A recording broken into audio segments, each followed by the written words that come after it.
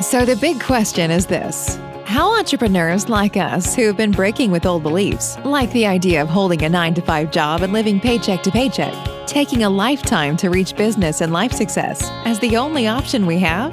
How do we grow our business in a way that lets us highly service our customers, getting our products and services and the things that we believe in out into the world without diluting our life but enhancing it and taking the journey of internal and external growth? That is the question, and this podcast will give you the answer. Your host is Marina Simon, and welcome to 10 Exit. Life and business as usual? Never again.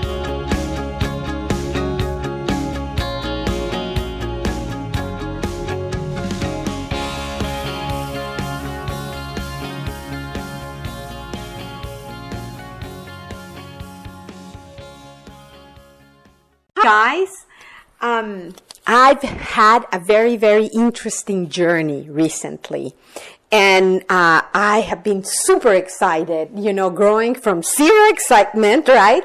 Kind of losing that zest in life with all the interesting events we've been going through planet-wise, not only in the US, but everywhere across the planet. And but I come to the conclusion after really having the opportunity and the honor of meeting a couple of really amazing beings. Some of them personally, some of them just connections through others, and some of them just listening to certain programs and courses. And I came to the realization, guys, life is not to you, but for you. And it doesn't matter what's happening around you. You can always create your own piece of art, your own life, and your own happiness. And it is, maybe sounds overrated, but guys, guess what? It is true. And I want to share with you, I was going to put you just a little piece of this interview. I'm so excited. I mean, I haven't heard so many jewels contained in such a compound or so compact interview, full of jewels, full of stories. But my God, it really, really changes the way you see life. So I want to share this with you. I hope you get as much as I have been getting out of it and even more. So the interview was made by Tom Bilyeu, which basically was the creator of these bars. Oh God, I just had them. Quest bars, which become really, really popular. I think it was in 2000, and he came out of nothing, and he just never let go of his dream. And since in this podcast, we are all about really pushing your dreams and your passions and making it go right and making it rain with it. So I want to share this interview. He's interviewing an outstanding being. I can't believe it. I didn't know about him and his wife even earlier than now. His name is Jesse Itzler. He is quite an entrepreneur. You will really enjoy his story. He's an athlete. He's an ultra marathon runner, but that's not really one of his biggest accomplishments. He'll talk about it. And he is married to Sara, which is the creator of Spanx. For those gentlemen might not know of Spanx, but it's quite a brand, for women, of course. And I want to share this interview because they are both quite out of the box. Sara Blakely is her name. She's from Clearwater, Florida, imagine, and she created Spanx. And Jesse Itzler. Right? So this interview is with them. So I want to introduce it to you, and I hope you enjoy it. Please leave me your comments. Thank you so much. The people that you meet in your 20s rise up in their 30s and are in great positions of power in their 40s. You don't know when you're in your 20s who's gonna make it and who's not. So, you treat everybody properly and respectfully, and you stay in touch.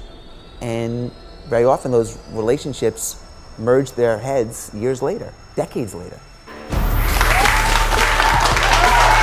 Hey everybody, welcome to Impact Theory. Our goal with the show and company is to introduce you to the people and ideas that will help you actually execute on your dreams. All right, today's guest is a wildly successful entrepreneur with a net worth measured in the hundreds of millions of dollars, but trying to understand him by his financial success would be to entirely miss the mark. What makes him fascinating isn't just that he managed to turn a 900 on his SATs and no formal business training into a business empire that spans travel, food and beverage, music, and even sports. It's that he has one of the most fascinating life resumes on the planet. Here are just a few of his highlights. He's a former MTV rapper who used to be label mates with 80s hip-hop icons Tone Loc and Young-MC, and despite being white, he convinced said record label to listen to his demo by first pretending to be a well-known black rapper. He co-founded and built the world's largest private jet card company, Marquis Jet, with no previous experience in aviation, and when he launched it, he got sales by hoarding muffins. I'm not kidding. He's rented an entire mountain, hired a Navy SEAL to toughen him up, turned his failed career as a rapper into a successful company writing theme songs for sports franchises, and now he's actually a co-owner of an NBA franchise himself. He helped launch the coconut water craze with Zico, which later he sold to Coca-Cola, and he's run 100 miles in a single day. He's also climbed the vertical equivalent of Mount Everest over a weekend and actually summited the most deadly mountain in the US, Mount Washington. In short, this guy does not take the easy road anywhere, and he's proven that fearlessness and tenacity count for a lot more than experience or family money. So please, help me in welcoming the New York Times best-selling author of Living with a Seal, the man who introduced the world to the legendary David Goggins, the author of the upcoming Living with Monks, Jesse Itzler.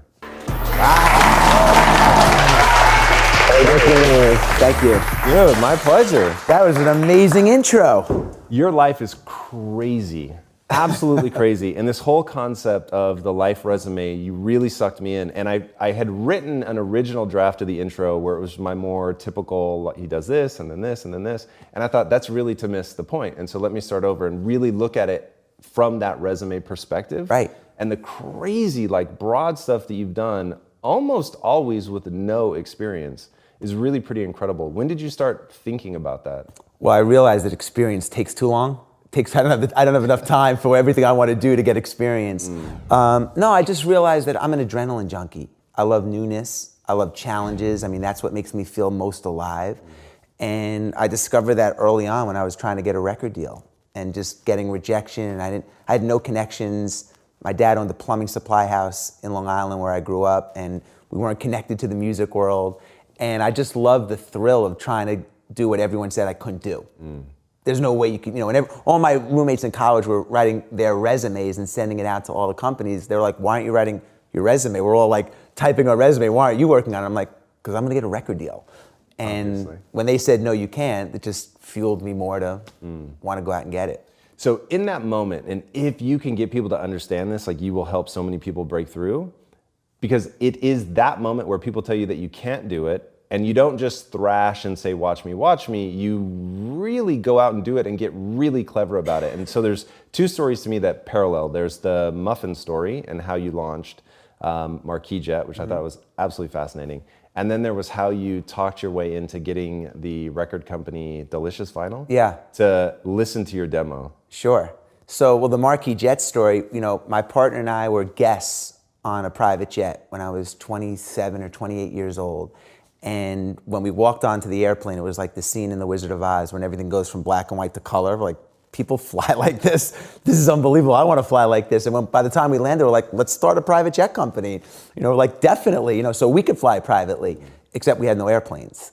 So we went to a company called NetJets, owned by Warren Buffett, the 800-pound gorilla. They had 600 plus airplanes in the fleet, and pitched this idea for a 25-hour prepaid jet card, which was called Marquis Jet. How'd you get that interview, like that time with him? Oh, it's a crazy story. I had a friend of mine who called me up, and prior to that, I was putting experiences together for wealthy people, like impossible to get experiences. And a friend of mine called me up and said that he had a friend whose daughter was turning 16, and he wanted to do something at the Christina Aguilera concert. And I happened to have a relationship with the management company. And I got his daughter on as kind of like a backup singer kind of thing with the mic off. And the guy called me up after the concert, like the next day she was the star of the town. Everyone was talking about it. And he was like, I have no idea who you are or what you do, but if you ever need anything, call me. Like, that was amazing what you did for my daughter. And it turns out he was the president of this company called NetJets that owned all these airplanes. So a year later, when we had this idea, I was like, I think I know someone in this business. You know, like the guy that we had sing his daughter sang at the Aguilera concert, and that's how we got the meeting. Wow. But the meeting actually, when we pitched the idea, the meeting lasted 12 minutes and they threw us out. And the president of NetJets said, and this is almost a direct quote, he said, you know, cool idea, but if you think we're going to give 2 kids that didn't break 1,000 on their SAT, which, Tom, pissed me off. I got like a 980, but I've convinced myself I've gotten over, you like, keep telling yourself you broke 1,000. He's like, I'm never giving you guys access to our airplanes. Because the notion was, if we could sell and market onto their fleet through this 25-hour program called Marquis Jet, that's how we would piggyback off their airplanes. And they threw us out of the meeting, and then we were relentless, and we came back, and we realized that we couldn't sell this concept through a PowerPoint because they see 1,000 PowerPoints a month. So we literally brought our own focus group in to bring the meeting to life. And one by one, the guys stood up. We had Carl Banks from the New York Giants and Run from Run-D.M.C. and a powerful real estate mogul, and they explained that they would never buy a fraction what NetJet was selling, but they would buy a 25-hour card if it was offered. And that's how we ended up solidifying the opportunity. And then to your point, when we started the company, you know, this is back in 2000, so I had no sophisticated way to get leads. I didn't know a lot of wealthy people. And the only way that I could really build my database or sell anybody was to go to events where rich people hung out. So I heard about this conference called the TED. I didn't even know what it was, in Monterey, California. So I flew commercial, you know, transferred 3 flights, drove 6 hours when I landed to get to TED to try to pitch this idea to anyone that would listen.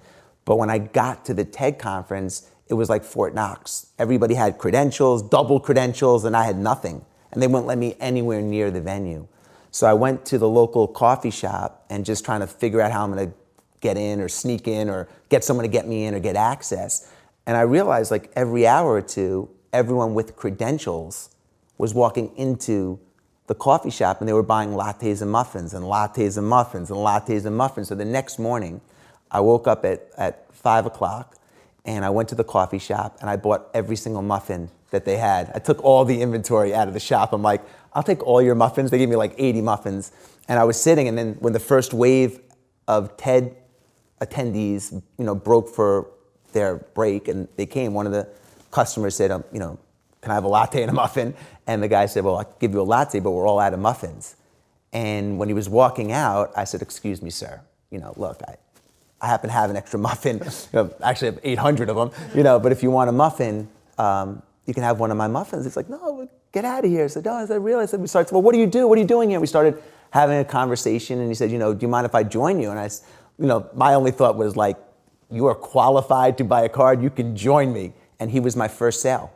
He was my first sale. A guy who owned a company that sold it to eBay.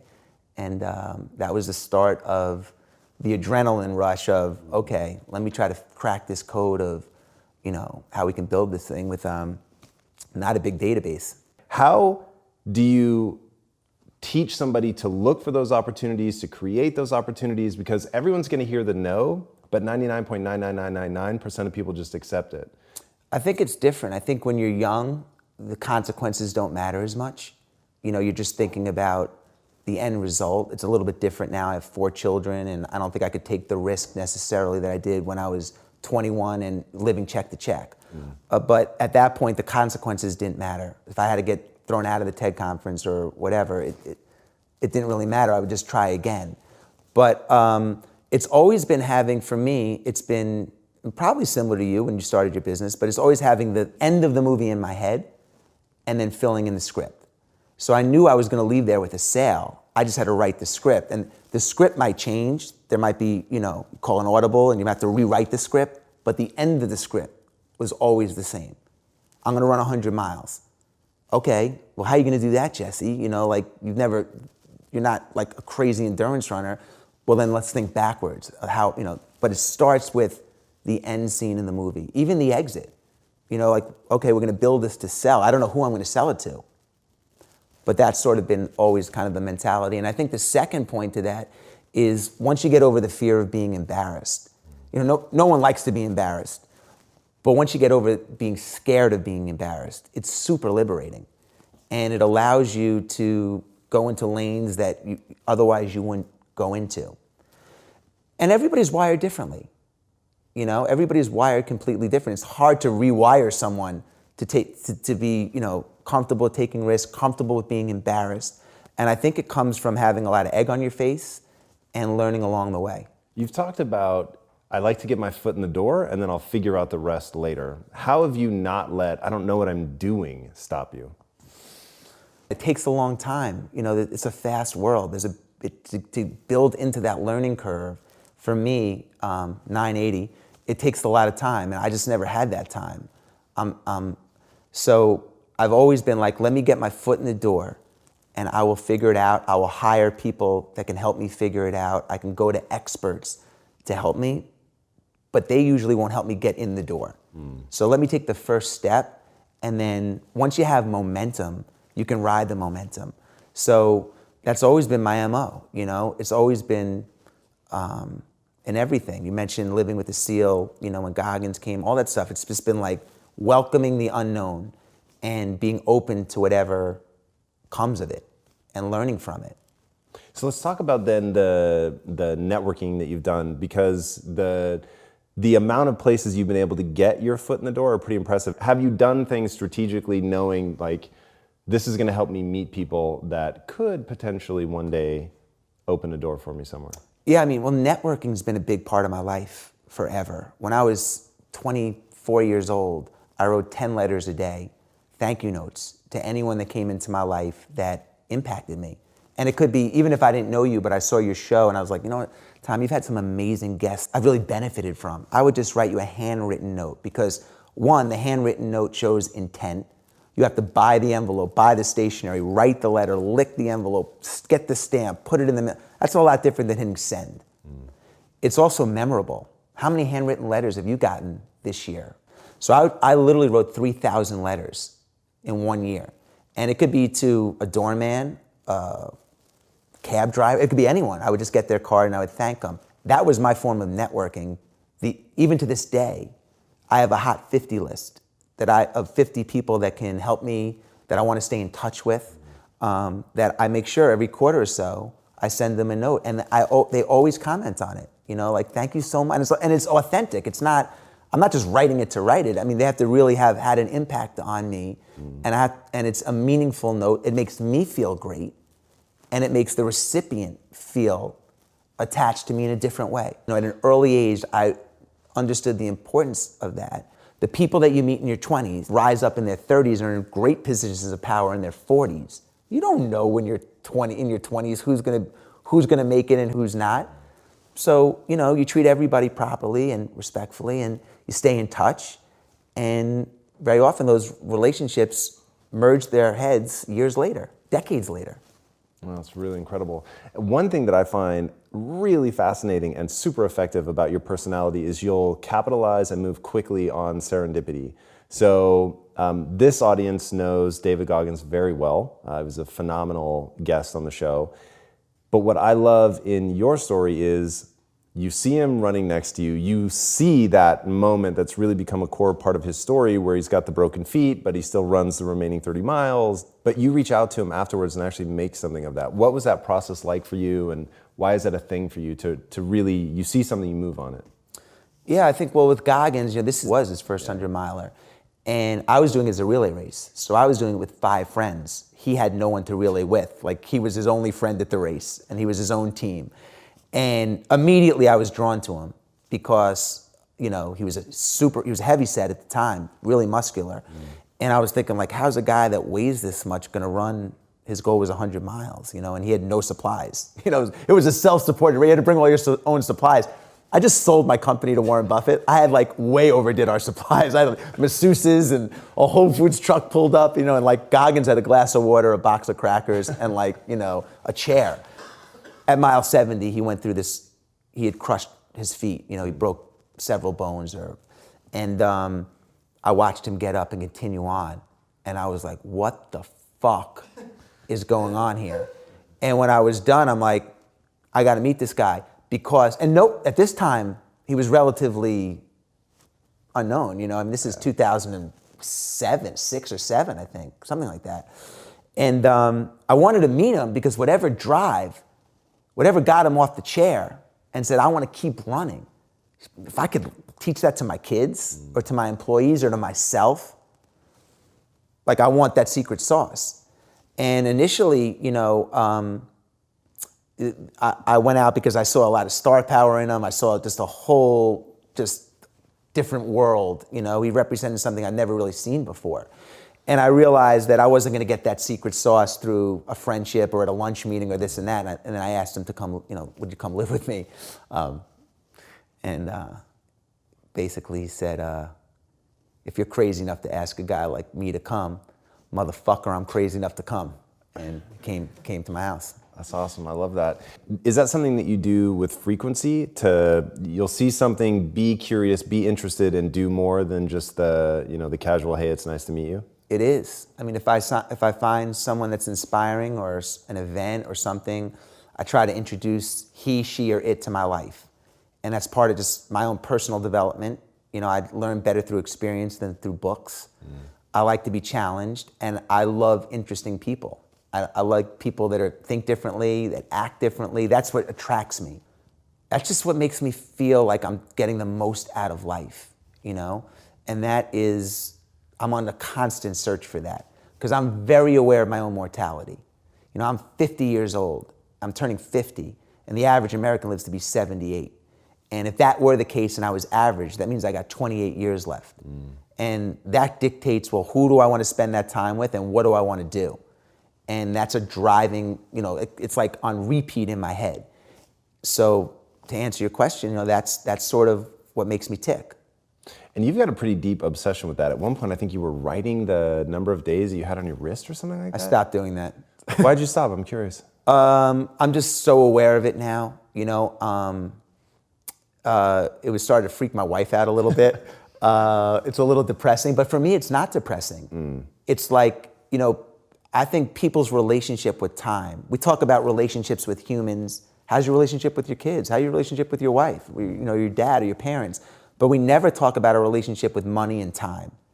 And your relationship with time is such a key component of your life because when you get caught in a routine, time goes so quickly. When you understand that there are maybe only 28 summers left, and if you want to truly, you know, get as much experientially out of life, it just creates a tremendous amount of urgency. So, and the fear goes away because you're like, shit, man, nobody on the planet, like everybody, no one's going to be here in 100 years. Do I care what he thinks that, like, we're not going to even be here in 100 years. So why wouldn't I take the chance? And it's just, I don't know. It's just so, I stopped writing it because I'm so aware of it. There's not a day that goes by when my head hits the pillow where I don't say to myself, like, you know, did I maximize the day, and am I aware of my mortality? And it might sound depressing, but it's not. For me, it's thrilling. It's thrilling.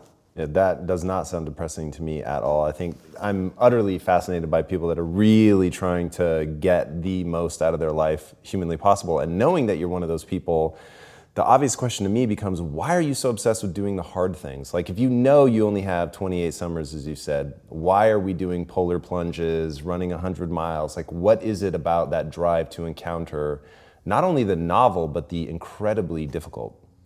I mean, I think easy's boring is an easy answer to that. I think that it goes to your point of building your life resume. You know, we invest so much time in our work resume, which is important. But I think it's equally, if not more important, to build your life resume because that's really an indication of who you are and what you're becoming.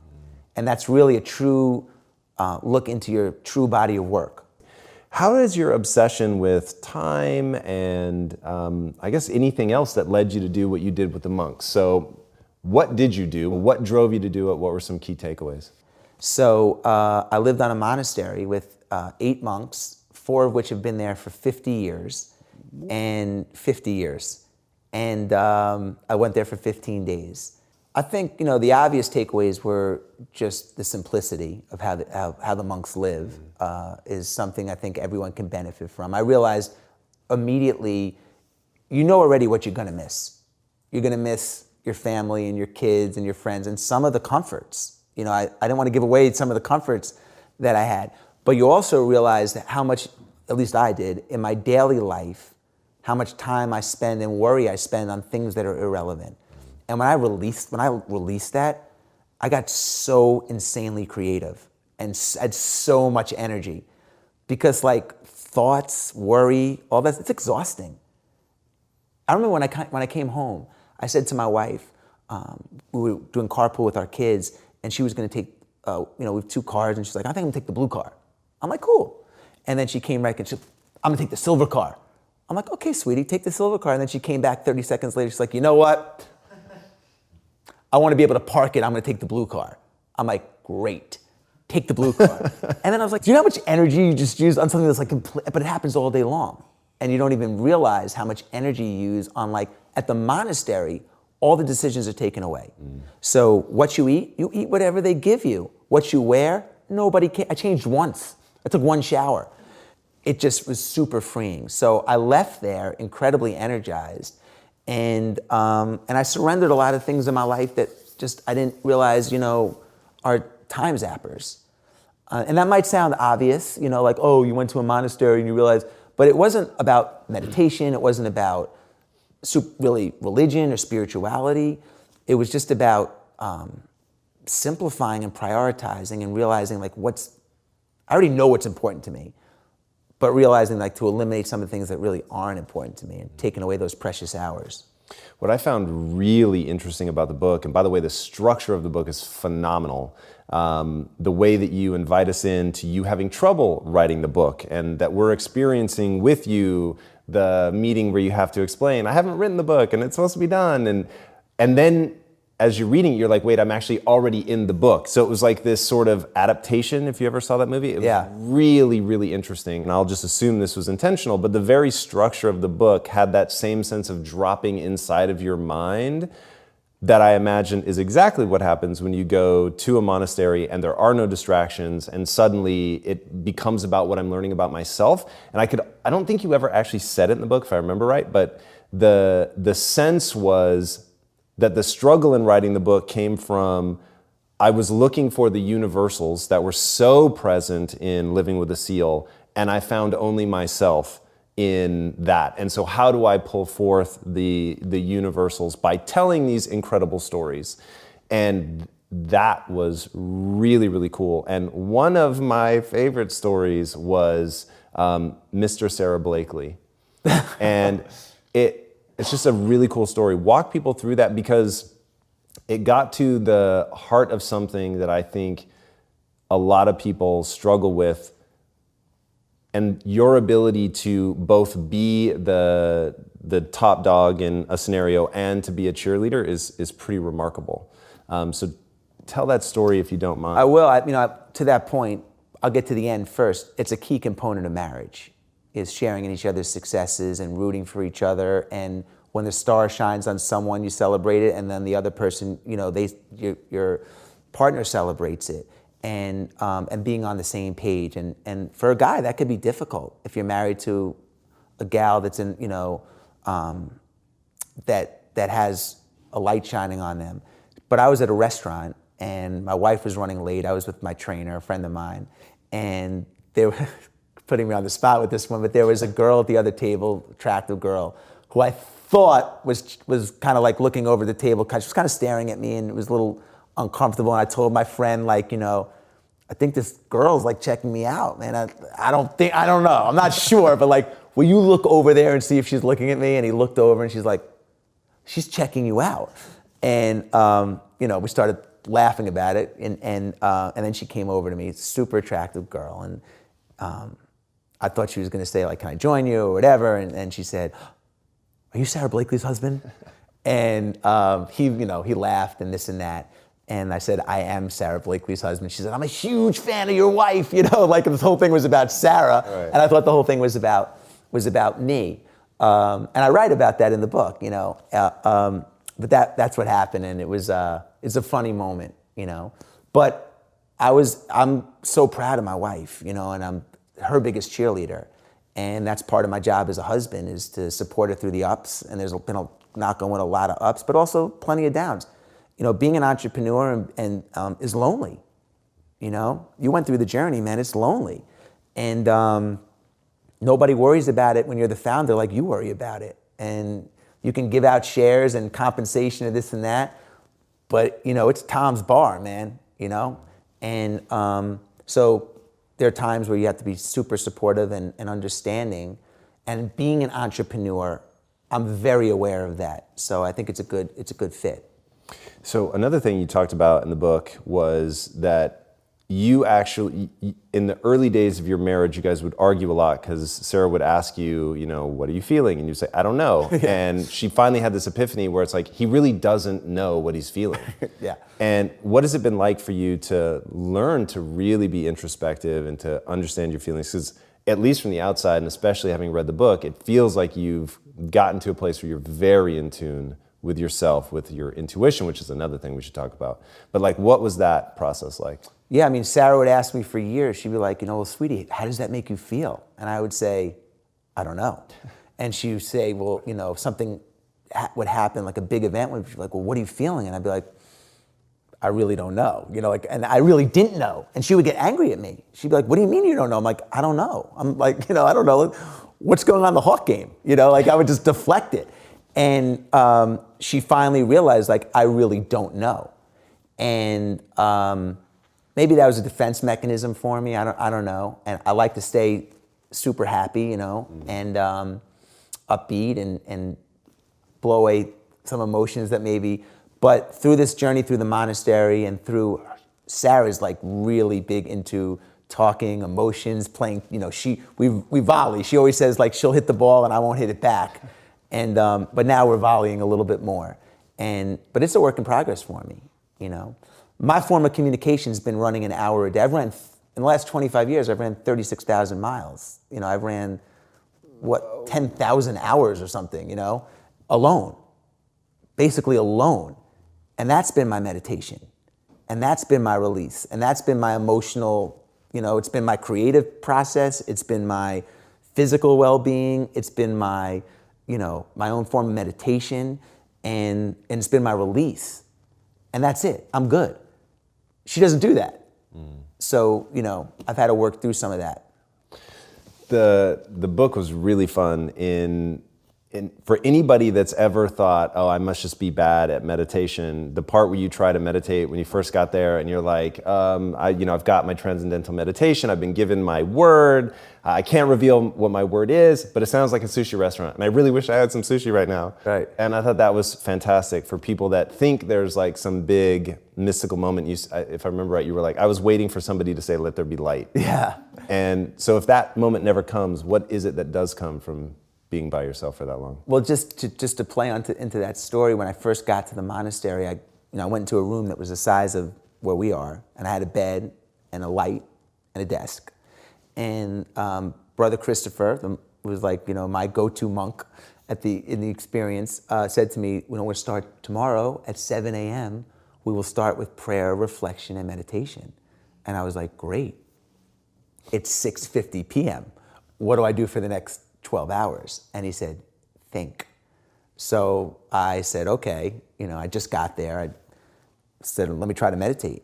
So I had taken a transcendental meditation crash course years ago and had a mantra. So I set my timer for 20 minutes as instructed and closed my eyes and, immediately got bombarded with all the thoughts that would, how are my kids? What's going on at work? All this stuff. And I was like, why hasn't the timer dinged? I've been here forever. Let me check and see if I actually set it. And I know that would be cheating. So I continued on with this bombardment of thoughts. And then after what felt like an hour, I'm like, this is crazy. I'll be here all night. Let me set the timer. And I went to set the timer and I looked at it. I'm like 3 minutes and 27 seconds. And I was like, I'm fucked. I'm here for 15 days, And that was my first hour at the monastery. And I felt really alone. And I felt like I was on Gilligan's Island. And usually you call your wife or you'd send an email. I couldn't do anything. I just sit there and be like, fuck, And I started calculating how many minutes I have left here. And it started really fucking with me. I was like, what? And by day 2 or 3, I was really flipped out. I was homesick. I was bored out of my ass. I was like, when are the lessons gonna hit me? Like, just give me the Cliff Note version of this. But I realized, like anything else in life, there is no Cliff Note version. The only way for me to get this is to stick it out for the entire 15 days. And until I made that mental, because in the back of my head, I was already convincing myself of outs. 7 days is enough. Who's gonna care if I live on a monastery for 7 days or 15 days? The book's gonna be the same, you know? And I was giving myself an out. Once I flipped it and like made the commitment that like, no man, you're here, you're in this for the duration.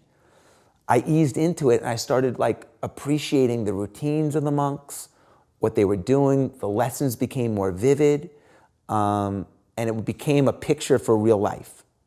Like, you don't cut corners and you make a commitment and you're gonna have to tough it out. And the lessons are usually in the last, like most people do 95% the same, but the last 5%, I'm sure you experienced it at Quest at times, like is where 99% of the people quit. But it's the 5% with the extra the last 5% when you hit the wall and you finish the marathon where the growth is, not the first 18 miles.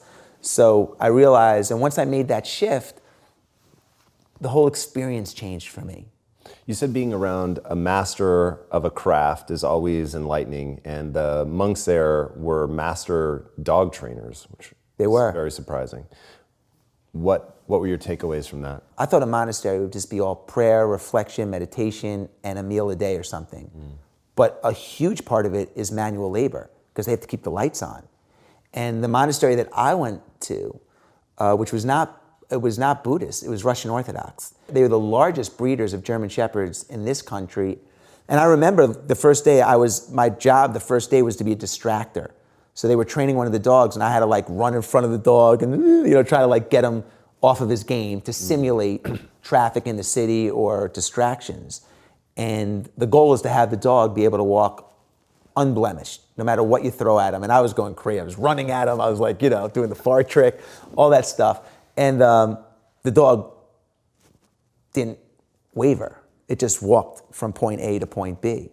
And one of the monks that was training the dog said to me, it's no different than life. It was like giving me all this like, wax on, wax off shit. But he was saying, you're gonna get distracted from your goals and all these arrows are gonna come at you all the time. But the same way this dog goes from point A to point B, even if there's a pork chop there, whatever your goal is, you have to get there. Even though people are gonna say you can't do it, even though people are gonna throw different opportunities, I'm sure your friends went out 1,000,000 times to happy hour when you had to stay late when you were starting your business. I mean, I was in the same situation. Those are the distractions that come at you. But to get to your goal, you can't go to happy hour every night. You have to return emails and you have to check the manufacturer and you have to check the inventory and you have to make sales calls. So I was getting these lessons, but being around the best at what they do, it was just impossible to not have an appreciation and respect. That's really interesting. And I think that a lot of times humans respond the same way. When you meet somebody that's really just centered, for lack of a better word, they're not being distracted, they know what they want, they're going after it. There's just an ease, a calmness about them, which is really infectious. I'm drawn to it, yeah. So going back to the arrows that you were talking about, how in your life have you stayed the course? How have you stayed focused when you had, and maybe this goes to your why, what was it that allowed you to keep going when your friends were going out to happy hour? Well, I think like everybody, I feel overwhelmed a lot still, even though I'm older now and I've had some success and failure, but I still have a lot of arrows that come at me all the time. Requests for my time, challenges at work, challenges raising kids. Being in a marriage, is not easy. I mean, we have a great marriage, but it's not easy. It's work. Sure. And it's overwhelming. So for me, I think part of it is always having something big on my calendar that I can look forward to. Every other month, I try to put something on my calendar for a weekend that I can really look forward to. So it helps me get through the tough times. And I like to have at least one really big challenge a year that kind of centers me and keeps me honest. And that's really helpful for me. And then the other thing that I do that really helps is I have a journal and I just take everything that's on my head and I keep it in a master journal. Doesn't mean I'm gonna get to it, doesn't mean it goes away, but it gets out of my head and it goes somewhere else to free up space in my head. And then I'll just work it off, or I'll prioritize it from the master list. But just the act of taking all the stuff that's in your head, putting it on paper in one place where it lives, is like really freeing and energizing. So you talked a lot in the book about finding your why. Did you find a why? My family's so important to me. I have 4 kids under 8. So my why stares at me in the face every day. But for me, going back to what you said at the opening of the show, and we touched upon it, it's my life resume. You know, it's helping people is important to me. And, you know, I feel great being able to help people in any way. I love people, so that's a big part of my life. But my own personal resume is sort of my why. I just said to my wife as I turned 50, like, I want to have a big celebration. This is a monumental birthday, and it's really affecting me, how I think, you know? It's like, I didn't think it would, but turning 50 is having a big impact on me. And I said, when I was 25, I had a big party in New York City where I was living, and I want to kind of replicate that. And she said, wow, honey, you know, think about all the things that you've accomplished in the last 25 years. And I'm like, I appreciate it, but compared to, I haven't done anything, compared to the potential and what I want to do, you know? And she said, well, then think about the things that you love to do over the last 25 years. What are the things that you've loved to do? And who have you loved to do them with? And for me, it's been the races, the travel, the this and the that. She said, well, look, put as much of that on your plate as you can with the people that you love to do it with in the next 25 years of your life. And that's sort of my mission statement. So how is turning 50 affecting the way that you think? I'm super curious. It's just realizing that, like, it went so fast, and realizing that there's so much that I want to do, and being aware that your 70s are a different decade than your 40s and 50s. Well, then you have 20 years left. And when you put it in perspective of how many weekends there are, you know, there's only 52 weekends, and you start to look at it like that, you're like, I'm going to be 80 in 30 years. It's scary. You know, I got kids. It's scary because there's a lot I want to do. I feel like I haven't done anything compared to what I want to do and the opportunities. So, you know, it just, how do you manage your time? I never thought like that. I thought I'm going to live forever. And you know, I'm bulletproof and all that stuff, and I'm not. And when you turn 50, shit happens. Friends get sick, you know.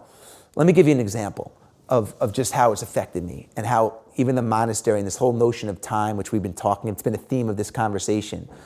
But like, are your parents alive? Yeah. How old are your parents, if you don't mind? 70. Okay, and where do they live? In different parts of Washington State. Okay. Did you see them? Yeah. Pretty often? Once to 3 times a year. Okay, so let's say they live to be 78, which is I hope they don't, but let's say that they live to the average age. So you see them, you said once to 3 times? Yeah. Okay, no you don't. It means you're gonna see them 16, if you see them twice a year, you're gonna see them 16 more times. Right.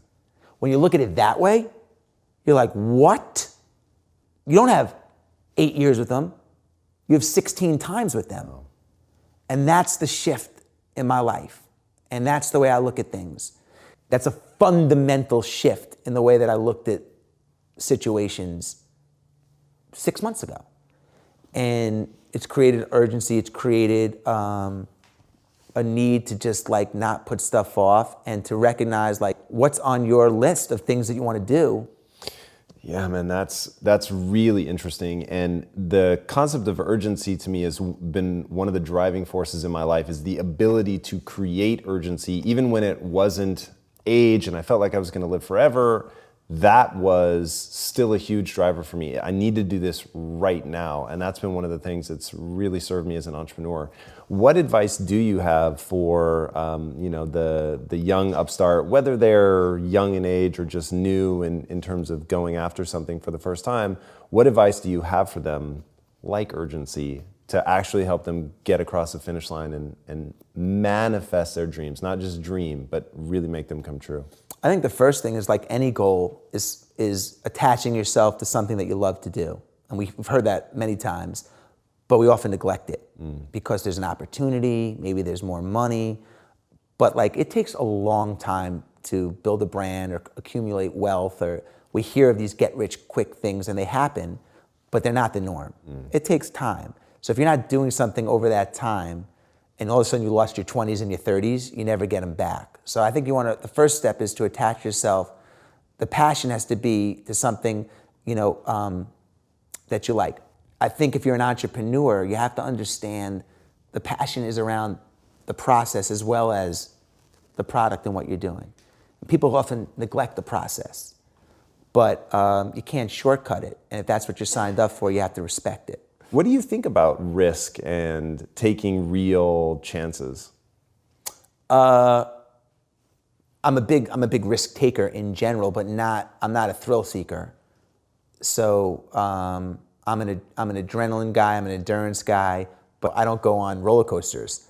I'm not jumping out of airplanes, but the bigger the risk, the bigger the reward. It's really interesting, man, and your life is certainly proof that there are some big rewards for taking risks. All right, before I ask my last question, tell these guys where they can find you online. So on Instagram and all the social media. Cool. And final question, what's the impact that you want to have on the world? It's person to person. It's person to person. The world gets small. Your world, it's a big world, but our worlds are small. You're going to leave all this and you go to a very small world, as do I. So I want to just positively impact the people that are close to me in a way that will carry on, for as long as it can. Awesome. Yeah. Jesse, thank you so much for being on the show, man. That was incredible. Thank you so much. All right, guys, this whole notion of a life resume has absolutely captured me. I think it's really, really fascinating. In his new book, Living with Monks, you are going to love it. Literally, you feel like you're tumbling down inside his mind. If you've ever seen the movie Adaptation, that is exactly what this feels like. It opens with him confessing to his literary agent that he hasn't written the book that he was supposed to be done with by now, and then confessing that he kept a journal, and then you sort of tumble headlong into the journal with the person that, his agent, and then the stories that he shares and the exploration that he's going on. I mean, it's just really this fascinating look at one single individual's reaction to having their world shut down from a distraction standpoint. And the book itself becomes this like meditative practice in and of itself, in that you see the universals, you see yourself in him as he's going through this. And it is really incredible. He has such a unique way of experiencing something and bringing it back to people in a way that's useful. And it's even self-reflexive in the book, how he talks about that, how there's so many things that you can't learn just from reading, that ultimately they have to go out and experience it. And the punchline of the book in the end is he said he wants everyone to build a life resume, to go to the website and to pledge what it is you're going to do and then actually take action, which is why I was so excited to get him on the show. You guys know my absolute obsession is actually getting people to go out and act, to do something. What this man has done with his life is beyond astonishing. Every time he hits a note, to find some amazing, creative, hilarious, and ultimately effective way to get to the other side. It is something that I hope you guys all hear in his story. This is not a tale of somebody who leveraged family money to make it even bigger. This is somebody who started with nothing and built an absolutely massive empire. Not once, not twice, 3 and 4 and 5 times. It is absolutely astonishing. It's repeatable. It's something you can learn from. So dive into his world. All right, if you haven't already, be sure to subscribe. And until next time, my friends, be legendary. Take care. Thank you so much. Thank you. Hey, everybody. Thanks for joining us today on 10 Exit. Life and business as usual? Never again. We love always hearing from you. Please feel free to send Marina an email, marina@marinasimonbrand.com. Your input and comments are always welcome, the good, the bad, and the ugly. And if you like the podcast, you can always subscribe to it. Remember, the best way to predict the future is to create it.